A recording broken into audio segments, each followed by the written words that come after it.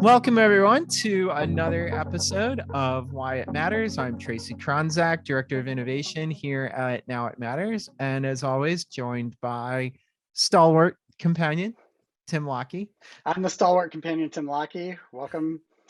It was great to see. I think not everybody would know this, but Tracy and I actually got to hang out in person, analog hangout last week at in San Francisco for Salesforce's Dreamforce. And that was absolutely great to see you, Tracy. I already feel like, oh my gosh, analog travel and meetings. It was just great. So after this trip, I changed my watch face from digital to analog on my Apple Watch. Yeah, I was like, everything's going analog now. And the first question that one of the kids asked me is, "What is wrong with your watch?" And I was like, "No, honey, what's wrong with you?" That's the way it used to work. Yeah. Absolutely. This is what time looks like in reality. So it is super cool to be joined today by Tim Sarrantonio from NeonOne. I just want to say, Tim, before I throw it over you to introduce yourself, I have a long history with NeonOne, although I never really have opportunity to talk about it.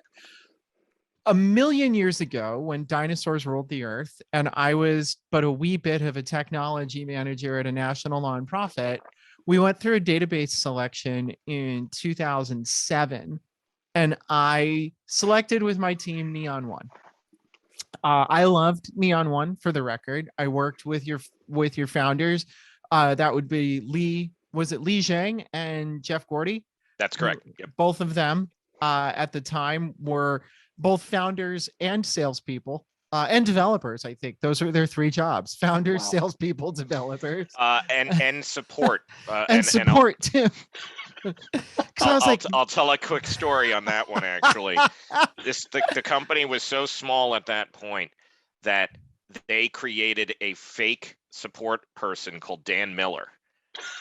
No.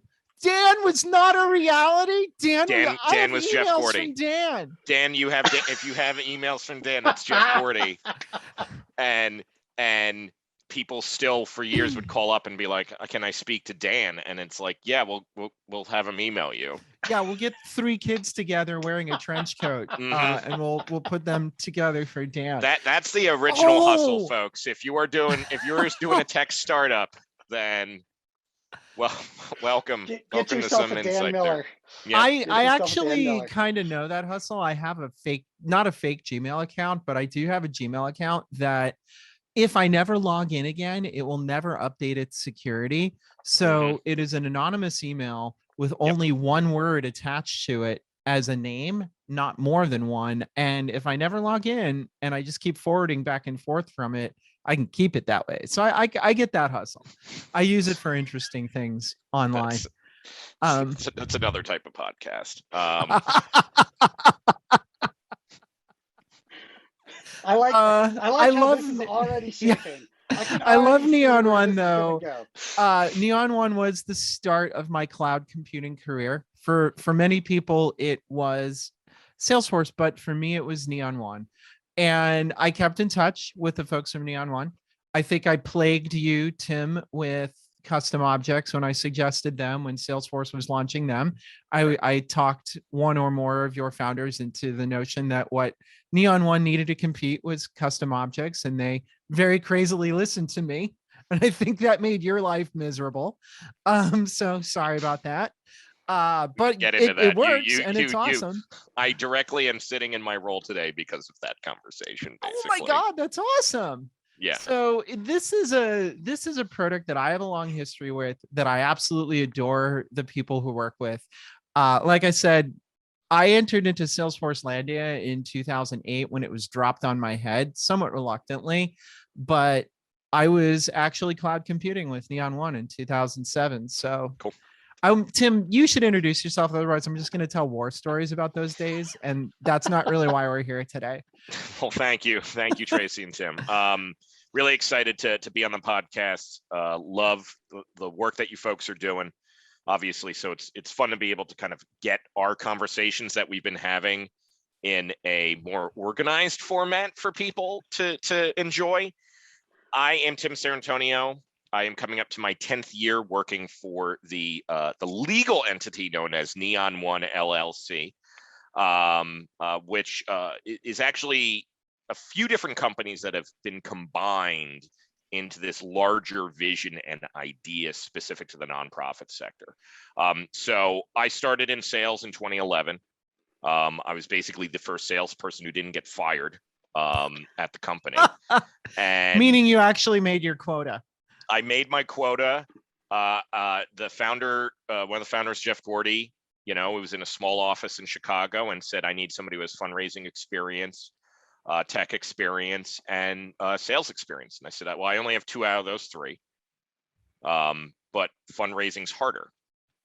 And so I could barely get out of the room before they hired me. And that was at a time when it was a very small company. There was, not even 10 people working at it. And now it's a, $20 million plus, high growth company that services thousands of nonprofits directly, tens of thousands of nonprofits through extended technology. And the vision when it was found, I'm getting like LinkedIn happy anniversary things. And it's like, that's not my anniversary. That's when I started the LinkedIn account for the company's legal entity as it is now. I sent you on happy 3 years. Yeah, happy 3 Right? years. Like It's just like this happy 3 weekend. years. Happy 3 years. That's when the press release went out and I needed to have the LinkedIn account ready. So yeah, 10 years in November is actually what I consider my real anniversary in the nonprofit tech sector. Before that, I worked for various nonprofits in Chicago as a fundraiser. I don't even remember the first data. It probably was a Civi CRM thing that I downloaded. I had no clue what I was looking at. It was a PDF. We still don't, by the way, for the record. Then I worked at a job where I was trying to get coordinate a FileMaker Pro 10 database via email to get built by a volunteer. That didn't work out. And then I worked for a Blackbaud's 11th client up in the Rogers Park neighborhood of Chicago, Sacred Heart School, and just got 100 hours of training on Razor's Edge, hit the jackpot, worked at a place that had really good structure for fundraising, because a lot of people, I can't speak to other sections, because if you go into the social work side, the programmatic side, there's a little bit more of a set path in some ways, at least at the larger nonprofits and the more healthcare nonprofits and academic institutions. But fundraising in particular, at least from my experience, everybody has a weird story of how they got on the island of misfit toys. Yeah. And so for me, I wanted to be a labor historian. I went to school in Ireland for culture and colonial theory, went to Columbia for history of education, moved to Chicago because I thought I was going to get into, schools in the Midwest, because that's a thing that's exciting to somebody in their 20s. Let's go live in the cornfield in the middle of Carbondale. And then I just didn't get any of the programs, so I had to go work for nonprofits, and that was starting in 2008 as a grant writer. So that's kind of been my journey. Labor historian, like that's a really specific history. Like, what did you say it was? Corporate? What did you say it was? Your full major? Oh, culture and colonialism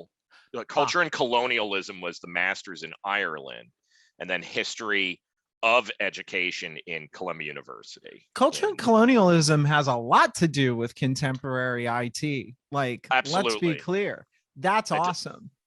Well, there and I don't know if you're joking or not, but actually I do think I'm only half joking, but it does. That's my point. It sounds like a joke, but I think it actually does.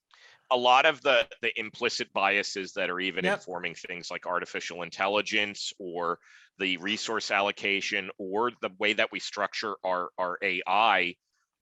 If you look at that amazing book, The Big Nine, by, I think it's Amy Webb, off the top of my head. Apologies if I got that right. No, I'm pretty sure. And so she talked about the economic structures between, corporations like Microsoft and Google and Facebook, academic institutions like Harvard and MIT, and the government.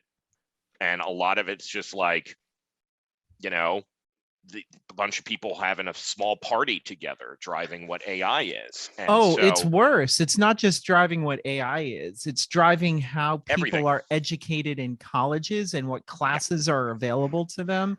Take Yeah, your I'm half only half credit joking. ethics course. Yes. Half credit ethics course. And I imagine we might get into that type of stuff, but the Mhm. work that I do at Neon has evolved into more thought leadership, because I just honestly talk to hundreds of nonprofits. Look, people are overworked. I talk to a lot of people who couldn't afford expensive technology. I would come from that.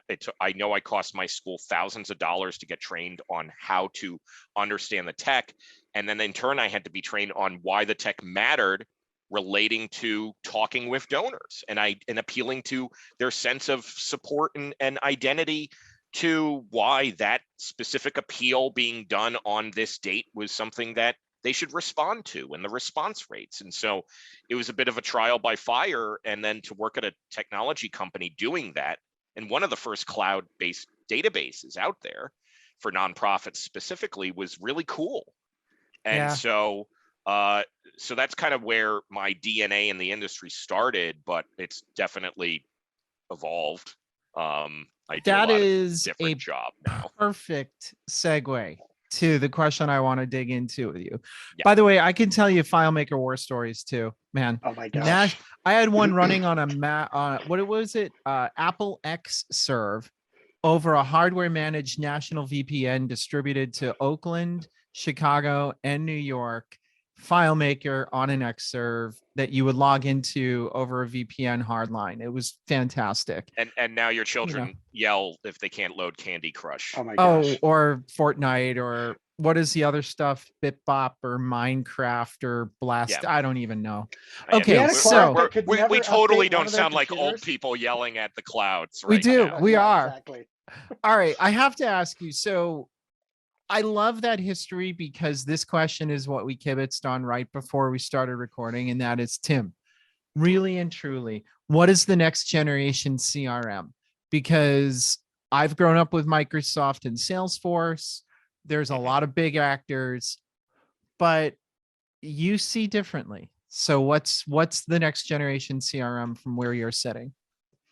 I love the question. And I'm a historian at heart, as mentioned, right? And so I feel that and if we even like look through, I can't, maybe my next job will be writing the history of nonprofit tech, right? Ooh. Like that would be something that I think would be like, I'd pick that book up. I read the whole Sega versus Nintendo book. Like, there's an audience for this type of There thing. is an audience. I think I was that'd going to be say really that book interesting. looks a lot like the book that Bruce Campbell's looking at in Army of Darkness, if I remember right. Yeah, know. exactly. So there's been three. I think there's been we're in general. There's three primary stages of technology. There's the stage where organizations, if they're adopting technology, kind of have to like hunt and find for it and choose and make a decision that they're going to make a dedicated pure investment into having an IT staff. For instance, like if I wanted an update for Razor's Edge, I'd have to go contact the IT guy and run it by him and say, are we going to install update 7.196.712 C9 null? Nodding vigorously. Yep. And he would go, no. And I would go, okay. And so then like that would be, but that's spoken like a good IT guy. Yeah, just thanks, Will. So what would happen is that I think that people would have to make, especially with installed services, there'd be more elements to talk about. And this is not specific to the nonprofit space, but we're really talking, the founding of Blackbaud in 1981 in Manhattan, for a private school, basically starting the transition of our specific vertical and our specific space. You could start that pretty much in 1981, because before that it's almost like what was was the nonprofit version of Wozniak in a garage building for his social good enterprise that he wants to help, like the community center. And so then you get into a period of installation, and it's like I remember going to one very early conference and like a company was like, well, how do you get your database, you know, going? And I was like, you open your computer. They're like, well, I was like, how do you get yours? And they handed me a CD, and I was like, okay. I didn't realize we're playing, you know, Sim City 2000, basically. But that's the thing, Great right? game, Like, by the way. Yeah. it's a great game. That's why I referenced that one. But like the reality though is that like cloud computing in the nonprofit space really didn't kick in until like the 2000s, early 2000s. Yeah, And Neon was that's one of right. the first. Neon was, you got eTapestry, you got Neon. Okay, eTapestry, J Love out of Indianapolis comes out. Then shortly after, Neon gets found. That's 2004, around what we're talking about. So maybe early 2000s, there was maybe some smaller stuff, but this is where it starts to evolve. Then now it's 2021. So again, 20-year jumps, it looks like. It sounds like 20-year jumps are our sector, which is slow compared to other sectors, obviously, but a lot of it is kind of, we're the lagging output of what's happening in the for-profit space. And so what we're seeing now is a third wave. So the future of CRM is not CRM. That's the future, because one, we need to be very careful. What we need is centers of identity of truth on who a individual is. Meaning, you know, this is Tim Sarrantonio, and Tim Sarrantonio is this donor, and here are the things that this person contributes to. And it'll either be a world where that, and you've seen some of the bigger players try to do this, like Salesforce, when they rolled out the idea of like an employee can take their giving history in philanthropy cloud and they can transfer it and it can go to other things. Hasn't really been adopted, but the idea was that you can take that and move it around. Then you have a lot of digital technology that, especially during the pandemic, has accelerated. This is where I want to put a big ol', let's remember the money though. Always follow the money. Whenever you're looking at tech, always follow the money. And that's following the money in two ways. Who owns it? Like, who profits? And what is the actual money being done? And so let's start with that second one, because it's a little bit easier to identify.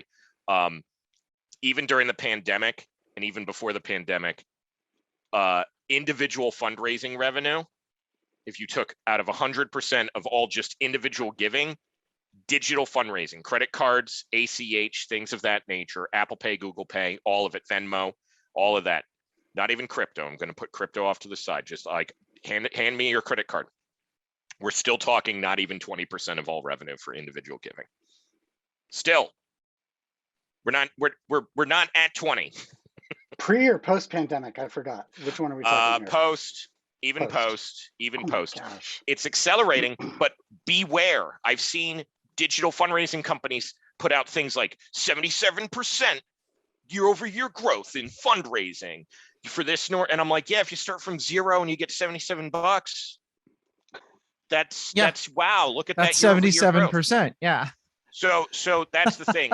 Question the numbers. Talk about things like actual growth in giving percentage, which is, you know, basically profit and loss in some ways. But you got to go beyond that when it comes to growth in giving, which is a very fundraising specific stat. But it's like the turn that you're seeing in your donor base versus the growth in your donor base, and it's both donors and revenue dollars, right? That's a real stat that people should pay attention to. So ask the vendor, what's your growth in giving rate? Don't give me your year-over-year annual aggregate. Give me your average organization's year-over-year giving, growth in giving, and that's a better indicator. So there's that. And look, I love digital stuff, but like the reality is that like there's still a lot of money for nonprofits that is tied up in government grants, program fees, and sorry about the dog, everybody. All good. All good. And then individual donors are still writing checks. It's a bunch of old people writing checks. What is the percent of checks? I mean, that's where I immediately go to, is like, what, like, is this all just check? It's a lot of it's check. It's a lot of it's check. And we have a research report coming out later with Visa, our partners at Visa, that it is showing that they've seen in about a 5-year span or so that 20% like decrease in check usage. So there is an acceleration in terms of check usage for in the charitable space specifically. This is what we're going to be looking at, some transaction stuff, but it's still very high, but at least some encouraging data out of the Fundraising Effectiveness Project and Giving Tuesday, which we're a part of. It's a nonprofit data aggregator that basically looks at individual giving. And even the larger money is moving digitally. Like people are feeling more comfortable doing that. We saw an 88% year-over-year increase in ACH, with the caveat that yes, we are starting from a much smaller number compared to credit cards, but it was still pretty good for the size that we have. It's just these smaller companies that make that claim. You have to go, I don't know about that, but there is literally so much to dig into in everything that you just said. Like, I know. I'm all over the place. Sort of like, when they in Dune, where they go into sort of fold space with the spice, like that's where my mind just went. Right. I don't know why I'm feeling really nerdy today, but I am. I must be bringing it out. There you go. I think I know why. So here's the question. You said it. I have been personally trying to articulate this for 3 years, that the commodity of the future is data, not where the data resides, right? And therefore, all of our efforts, our policy efforts for nonprofits should be focused on data as a public good. Our digital efforts should be focused on data transportability and integration. And our service efforts should be focused on data modeling and data standardization to the extent that it can be, to help nonprofits reduce, all of these inefficiencies that, have come up. The picture that has come in my mind based on what you're saying is this 20-year cycle is something I've observed as well. I used to do a slide when I worked for a big corporate entity. 80s, it was like the little computer and the disk was the revolution. The 90s was the like, I can email somebody revolution. And the 2010s was the like, that stuff no longer needs to stay back on the computer and on the disk. It can talk to something else. But didn't they have that chart in the Innovators Dilemma? What did they what now? The Innovators Dilemma. Did you ever read that? No, that I didn't book? actually. I haven't. I remember it was like a book like that Mark Cuban always talks about, and it's like literally. I think you both would get a kick out of it, because if I remember correctly, it's like, oh my God, it's really slow burn on technology adoption, like relating to like oh, I'm sure, like disk, like the actual like thing, like the disk technology. It's like just that. And I'm sitting there reading this going like, why am I reading this? But like, I was like, I stuck with it. And it was the whole idea of like, what is an actual disruptive technology? Like, what's actually disruptive? That was the thing that I got out of it. And for me, I think that was like very early in my career at Neon, leading to my shift of like, because my job now is like who we are, what we do, and why does it matter to the rest of the sector? That's it. That's all I do. And like job. What matters to me and what you said, and feel free to disagree with this, was if you look at how I guess the proper term is a tsunami works, right? Mm-hmm. Before the tsunami comes in, all the water goes out, right? And mm-hmm. we have been doing this play with CRM for 20 years now, saying siphon everything into the same place, and you'll be fine. Well, some of the meta complexities of doing that haven't panned out the way we want it to. And now that wave has crashed, and it's like there's data everywhere. Every time I look, there's a new online tool. Every time I look, there's a new way that nonprofits can quote unquote raise money, save the earth, like engage their peers.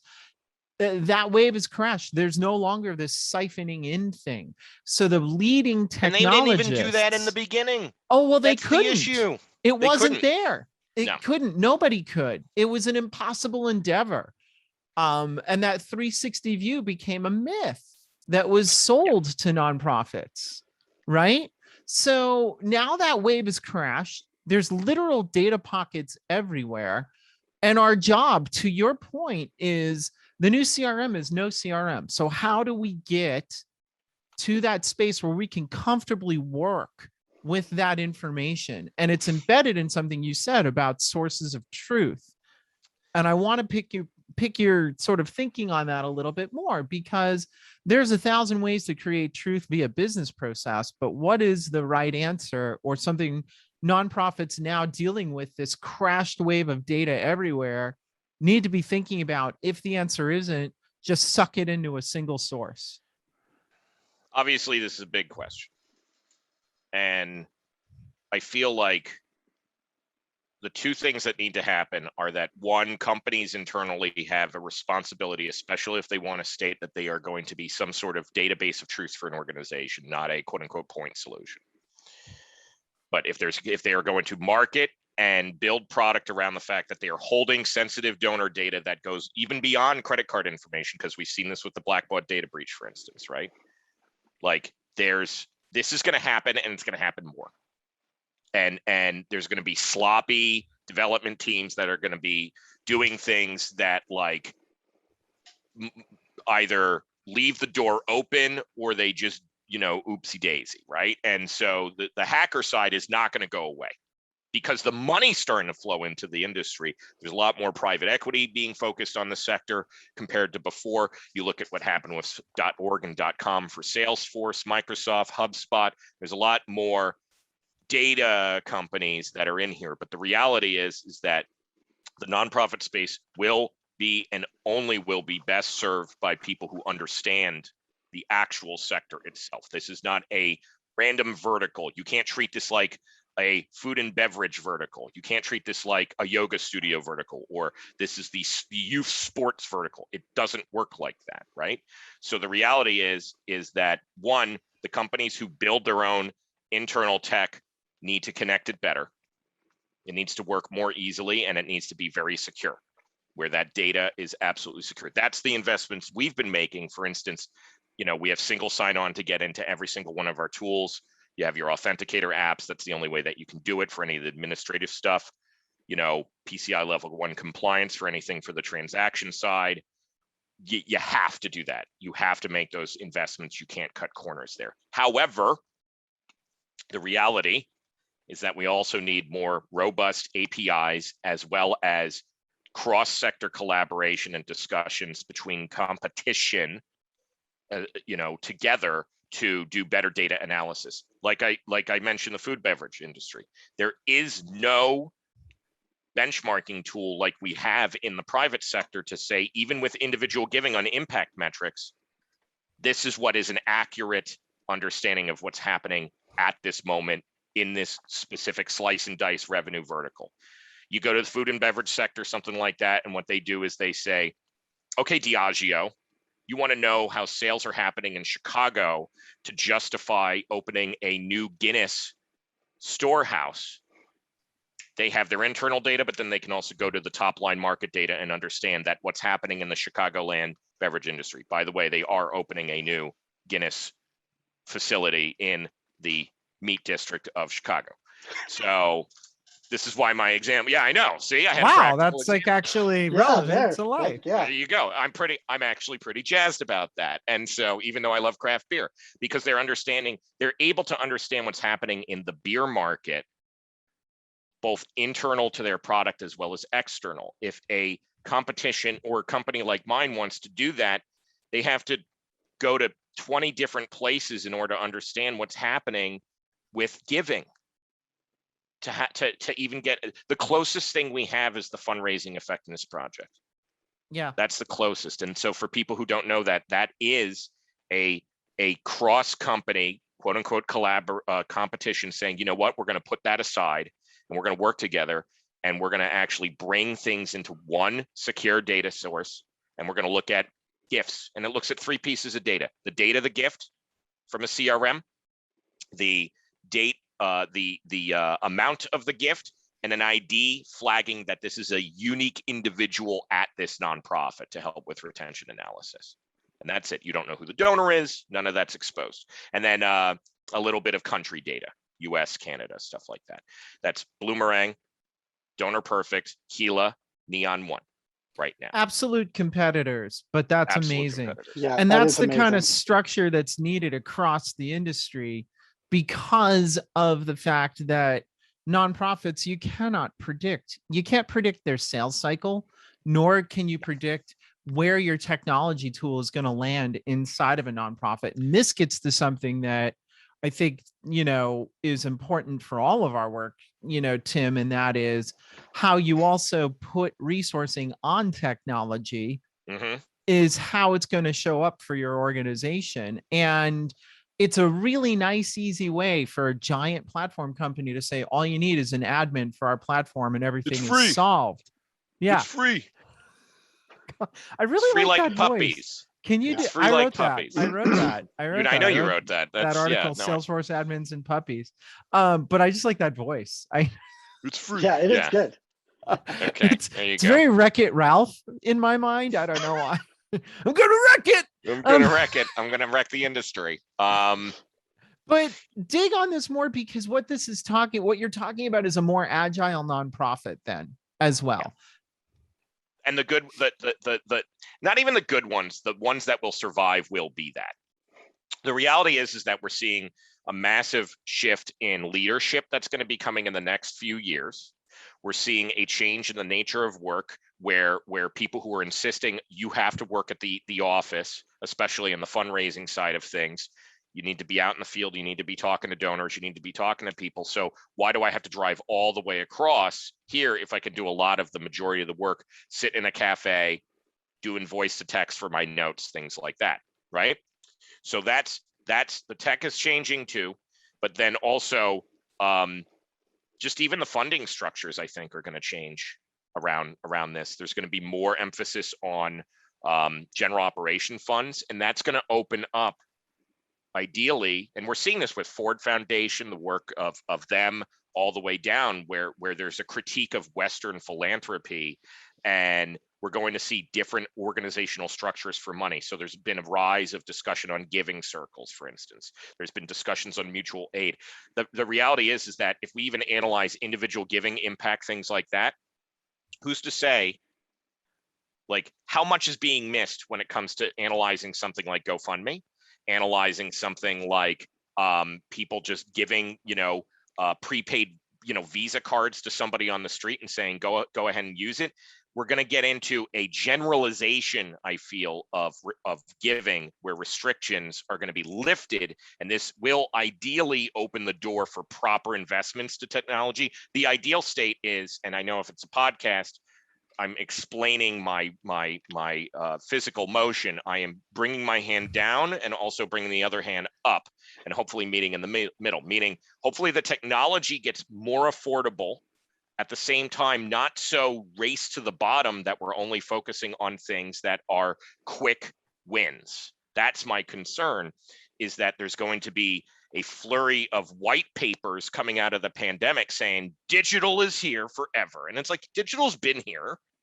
But like, if you tell a small under-resourced nonprofit who can, barely keep it together and pay their staff, that the thing that they need to buy is some wild wackadoodle live stream thing, and that's what's going to make them all the money, we're marketing to the 10%.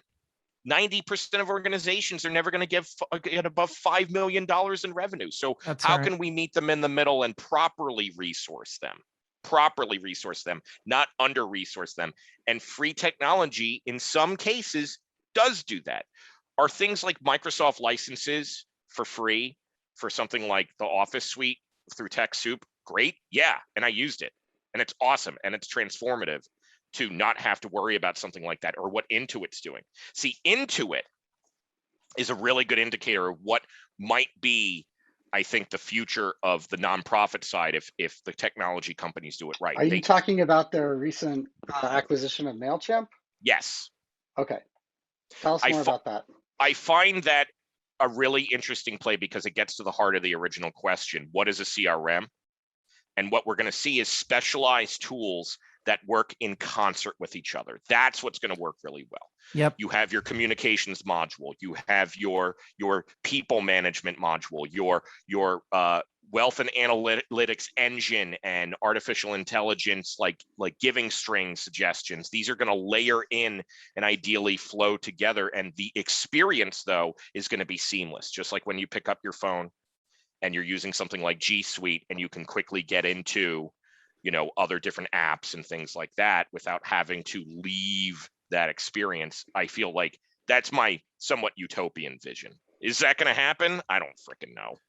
Well, it's more of when it's gonna I'm not happen, sure if I'm allowed to yeah, curse, right? because Like, I mean, yeah. well, we I mean, curse a lot on this podcast. Yeah, we oh, This you do. is fucking not do? a Okay, I didn't Yeah, know. we do. So like, yeah, we that's fucking do. okay. Good.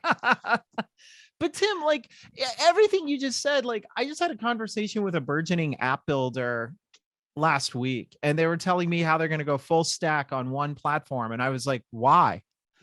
Why would you do that when the shape of things to come is exactly like, Tim, letter for letter, word for word, what you just described? And that is, you either have modules that are internally designed to work well with each other, or you have market businesses that are externally orchestrated to work well with each other, with proper standards around those and working together in concert, and even informing. Hell, I would rather work with a company and who I know is going to work with another so-called competitor and give them intelligence on how to best work with a company like mine than go, don't tell them that. Like, no, then you're going to screw a bunch of nonprofits because you installed things in a really weird way. And there's a concrete example of this. We were working with a partner who does stock donations. Overflow, fantastic company. And what you can do is it digitizes the stock transfer process. You go in, you log into your brokerage account, and wow. Then I know. Oh, I boy, know. they crack that nut. They cracked that nut, and they're getting the funding to support it too. Wow. Based out in California, San Francisco, and so love working with them. They're one of the really, really interesting people out there when it comes to the fintech side of things. And so they connected it, goes right in. And then what we talked about was get that data into the CRM. And I remember struggling with stock donations at my last job. So I was like, so this is what I would solve. Like, this is what I remember having the pain point on. And like, this is the data I would need for reporting. And then I went back and I talked to our partners in accounting, people like QuickBooks Made Easy and EBCFO and stuff like that, and said, what, in fact, EBCFO is really awesome. And they're nerdy too. Dan Schmidt over there, he's really nerdy. And we talked about like, what metadata would you want to have a stock transaction come into the system properly? And so we went back, and all we had to do is expose API, expose donation custom fields, and then we standardize the custom fields that come in for every single install. So if we need to do support on that, if we need to do cross client reporting for impact analysis, it's the same thing every single time. And that goes back, Tracy, little bit full circle because we still have time. Oh yeah. Custom objects.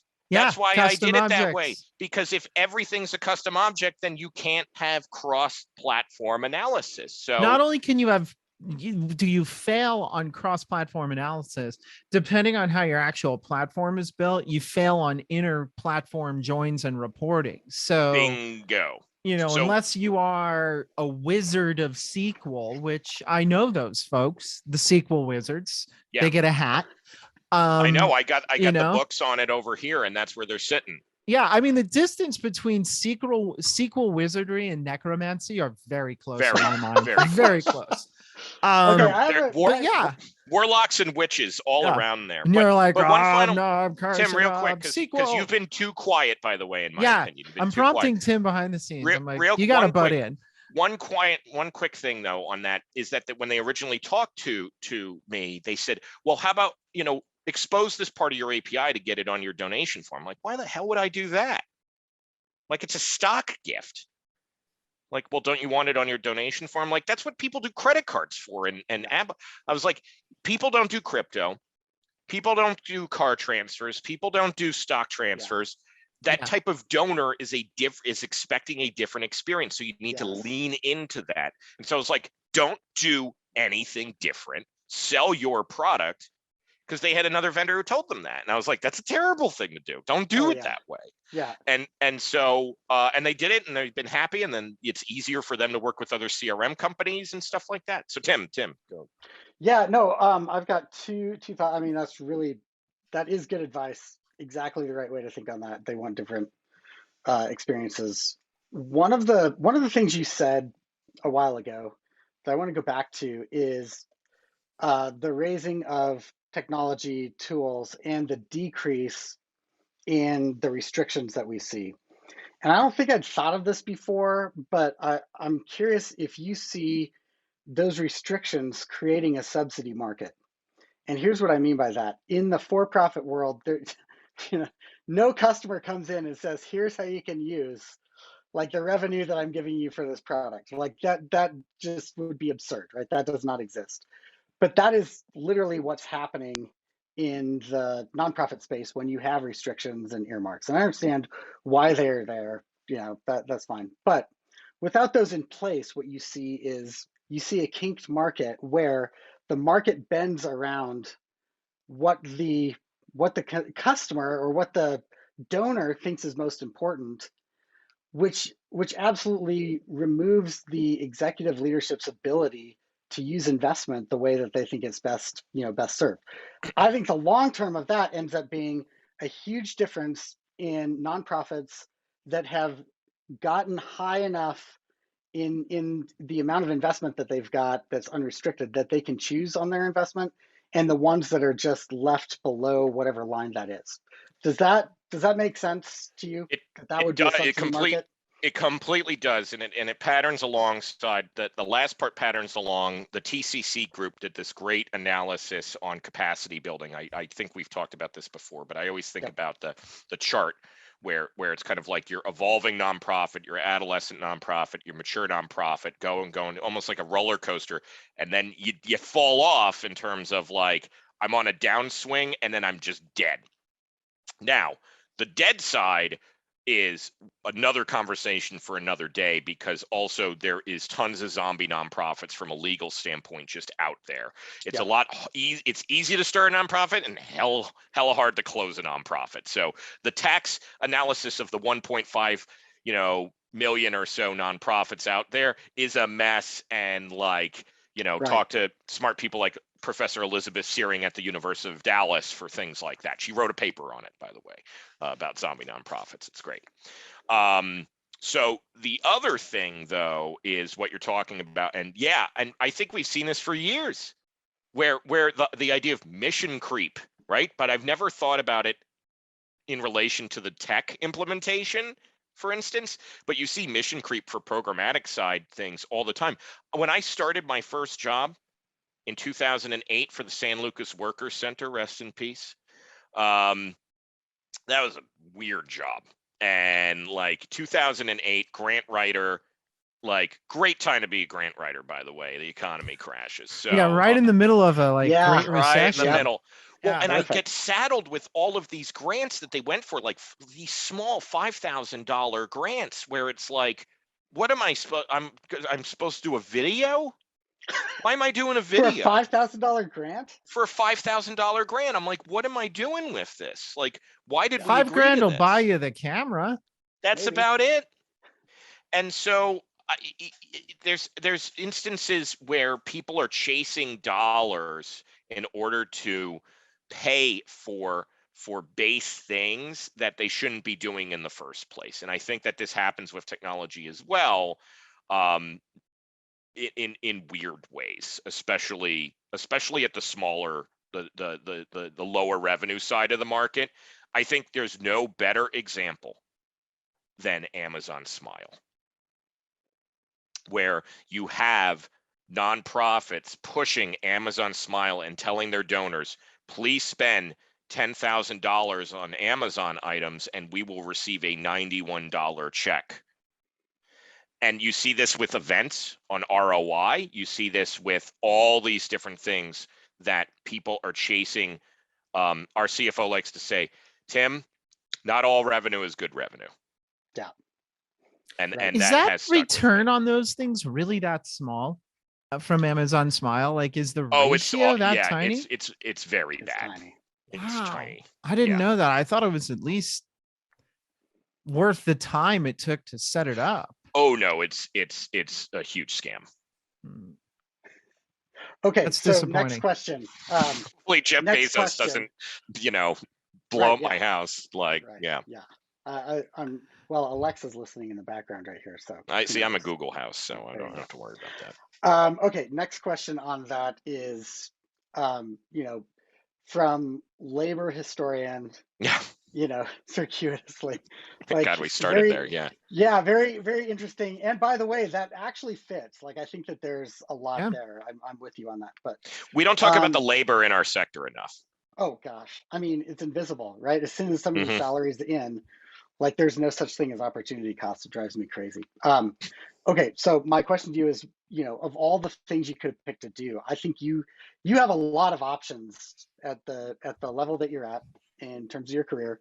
You go a Hmm. lot of places. Do so this is where you've parked and said, this is my best contribution. Yeah. And I'm interested in that because I think there's a case that others are making right now in the ecosystem that says nonprofit technology is too centered around fundraising, which is where I've seen you do a majority of your work. And it should be more focused on participant progress or program, efficacy, rather than focused on being so focused on donors, donor retention, et cetera. So a slight challenge there, as well as, okay, of all of the things you could do, why here, why NeonOne?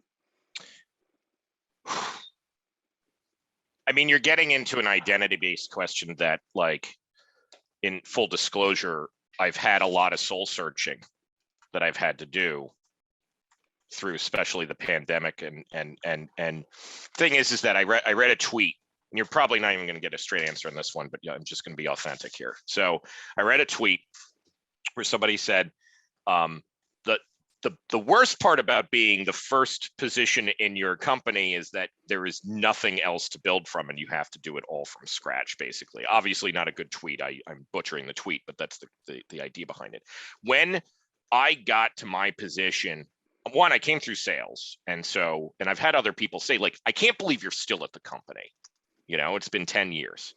And so for me, it's because I just love the potential of what a unified ecosystem actually can look like. And I feel like we can deliver on that better than other people. That's why I'm here.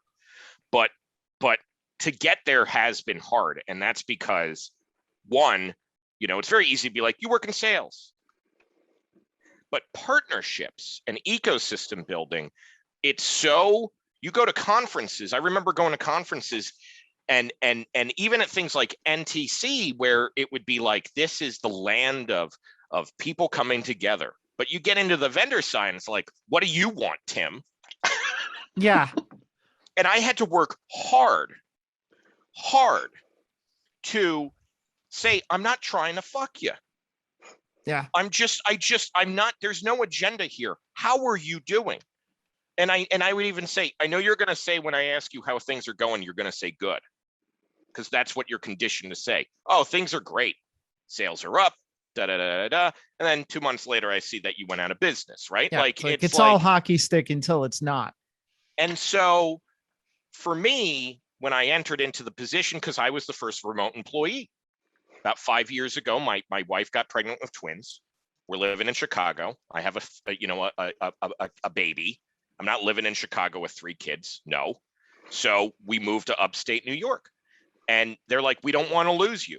What do you want to do? And I'm like, partnerships, like sales and partnerships. And like, but that didn't exist in the industry. Nobody had like channel structure. Nobody had any of that type of stuff, at least for the nonprofit space. I had to go outside. I had to look at Salesforce from a tech standpoint. I totally looked at Salesforce. Microsoft wasn't really there. Blackbaud was doing whatever Blackbaud was doing, but I would never hear anything positive about the experience. So I said, okay, what can I do different? But the reality is that can be lonely, because what it can turn into is that I don't want to deal with it. It's a third party, so I'm going to dump it on somebody else. And so for me, that became a very like, let's just give it to Tim thing, because I was like, I want to figure out consultants. I want to figure out research. I want to figure out integrations.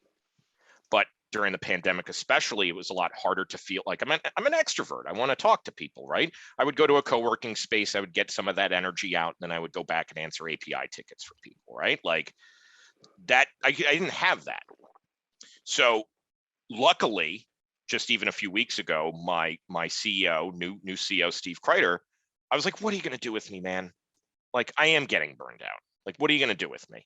Because they wouldn't have an answer. It would be like, oh, we'll figure it out. And it's like, I don't want to do sales. Like, negotiating contracts is the last thing that I actually want to be doing at this point. So I'm in marketing now. What does that mean? And for me and for them, it's like, just tell our story. Just go tell our story, and then help that story help other people. And that's what matters. Now, Tim, to your point, I am concerned about the undue focus on fundraising technology in of itself. I am. And if we look at the landscape of the tech out there, we have a client case management solution item called CCM. Used to be from Civicor, one of the companies that we acquired. But after that, it's like Social Solutions, maybe Apricot. I think I'm done. Then you got Microsoft, right? But in terms of SaaS replication, and obviously somebody thinks that that's a good idea, because whatever private equity firm that just bought Every Action and Social Solutions and Cyber Grants, they think there's some money in that. But even if you look through the money, it's like, that's not the highest revenue thing that they acquired for that deal. So I feel like there's a criminal underinvestment on program analysis and technology. And I remember mapping out with one of we had a guy who had a PhD in systems analysis. He would do it for hospital networks, where he would analyze every single piece of technology and supply chain for them. And he had a PhD in this. And I was working with his wife, and he just was like, hey, do you want to talk about this for the nonprofit space? And him and I just we mapped it out we had kind of that fishbowl room thing, and we wrote the entire thing out from donation to impact. I'll try to find the photos. I would love to see that. Yeah, absolutely. Yeah. Right. Donald Sarang, he's a genius, right? Yeah. So I did do an X-Mind afterwards, so I can send you that. But we mapped what is the entirety of where all of this comes together for an individual organization. So that's where my end game is that at Neon, I'm going to try, but no matter what, it doesn't matter if it's who I'm working for. That's what we all need to work for, because people get hurt otherwise. And that's what drives me for that. Well, and I do think, I think we're seeing a shift because of the ESG focus is happening. Yeah. And I think part of the private equity shift that you're seeing is that a double bottom line is becoming the new norm. And that's figuring true, out how to do that is starting I think this is the industry that's been doing that the longest. But I'll push back a little bit on that. Do you think the average organization making $500,000 a year even knows what the hell ESG is? I don't. No. I don't think that's. I think that is why private equity is getting involved. Because of the ESG. Four domino, that's one of the reasons, but there's 18, right? But yeah, 4 dominoes later, that does help. That $500,000 organization. But yeah, I mean, think of the money that's going in. I know we're almost at time, and this is probably in part 2 of a podcast, just private equity and nonprofits. I know, right? But I'll end on this, folks. Let's spill some tea there, because the reality here is the biggest publicly traded company that is solely dedicated to our space. I'm not talking Salesforce, and I'm not talking Microsoft. I'm not talking HubSpot. I'm not talking anything like that. I'm talking about, this is our thing, right? Is Blackbaud, and it's still not $1 billion company at this point. Let's put that in perspective. And so it's huge. It employs a lot of people. It does a lot of good. I want to make that very clear, that there's a lot of good that company does. But in the grand scheme of monetary capitalization, we're seeing valuations for other companies that just came out that are double the amount of revenue that Yep. the largest company has ever Yep. gotten. The market is insane right now in terms of its valuations, and that concerns me because I feel like, where's the money going to go, and what's going to happen, and who's going to get hurt? Because typically clients do not benefit from mergers and acquisitions. Yes. That's right. That's David Krumloff 101. That's what he Yeah. taught me. He was like, listen, kid, it's 2008. Nonprofits always benefit from competition, never acquisition. Like, that's what he told me 13, 14 years ago, and it's still true. Yeah. Yep. Well, on that Tim, this note, has been fascinating. I love thank talking with you. you, and you alluded to some of the conversations we've had in the background, but I just want to thank you for being someone that is in the ecosystem. I think I dubbed you Mr. Universe, where the channel never stops, the system never Can't stops. stop the signal now. Can't stop the signal. Can't stop the signal. Yeah, man. Both things really, both parts of Mr. Universe there. But yeah, I appreciate that. That's your perspective, and well, thank you. You've Thank always you for got a fresh take. Well, thank you for giving me a platform, and anybody out there who wants to talk about this type of stuff, I'm an open book and here to help you. So thanks, cool. Tim. That was Thank you. amazing. Thank you. Awesome. I'm Tim Lockey. I'm Tracy Kronzak, and you've been listening to Why It Matters. Why It Matters is a thought leadership project of Now It Matters, a strategic services firm offering advising and guiding to nonprofit and social impact organizations. If you like what you've heard, please subscribe, check out our playlists, and visit us at nowitmatters.com to learn more about us.